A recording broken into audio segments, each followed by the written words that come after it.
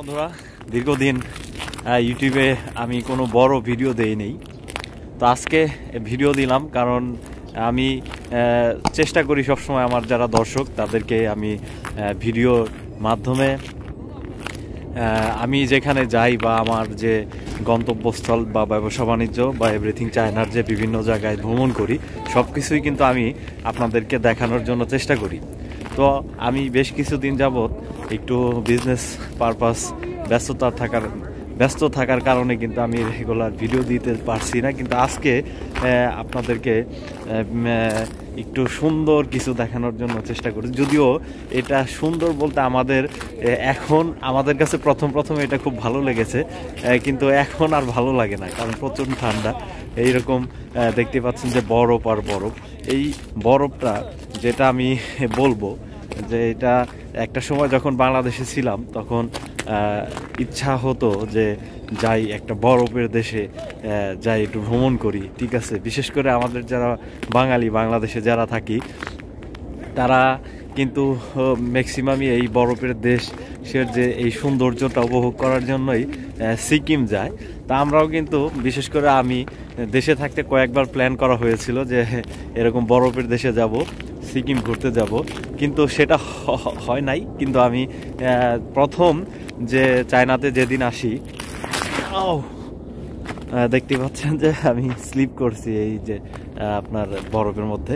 তো আমি যখন প্রথম চায়নাতে আসি তখন এসে আমি এরকম রাস্তার দুধারে এরকম বরফের স্তূপের মধ্যে কিন্তু আমি এসে দেখলাম যে এরকম যেটা আমি আগে দেখার জন্য চেষ্টা করেছিলাম যে এরকমভাবে যাবো বা এরকম দেখবো, কিন্তু আমি যখন আসি তখন তারপরে দীর্ঘ 1 বছর পরে কিন্তু চায়নার এই যে বিষয়টা মানে এইরকম সৌন্দর্য মানে বরফের যে সৌন্দর্যটা সেটা কিন্তু আমি আবার আল্লাহ তাআলা দেখার সৌভাগ্য করলো। এর পিছনে আমি যে কথাটা বলবো এটা হচ্ছে যে এই যে এখন যে এরকম বরফ দেখতে পাচ্ছেন যে চারপাশে শুধু বরফ, এটা আপনারা অনেকেই মনে করতে পারেন যে এটা হয়তোবা দীর্ঘদিন যাবৎ এখানে একটু একটু করে পড়ার কারণে কিন্তু এরকম গাছের উপরে বা রাস্তার এরকম নিচে এরকম মনে হয় বরফ জমা, কিন্তু বন্ধুরা না, কালকেও কিন্তু এইটা সব কিছু এরকম ছিল, মানে ক্লিন ছিল, কোনো বরফ ছিল না। তো আমাদের এখানে কালকেই বিভিন্ন গ্রুপে বা আমরা মেসেজ পেয়েছি যে রাতে স্নোফল হবে।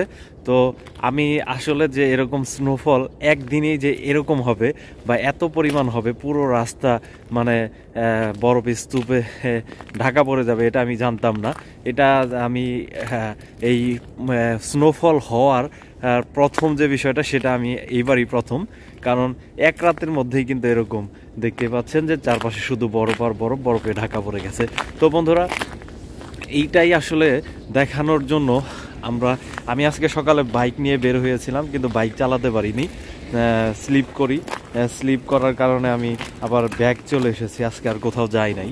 তো ভাবলাম যে সারাদিন থাকার পরে জানলা দিয়ে দেখতেছিলাম যে এই চারদিকে যে বরফের সৌন্দর্যটা ঢাকা পড়ে গেছে।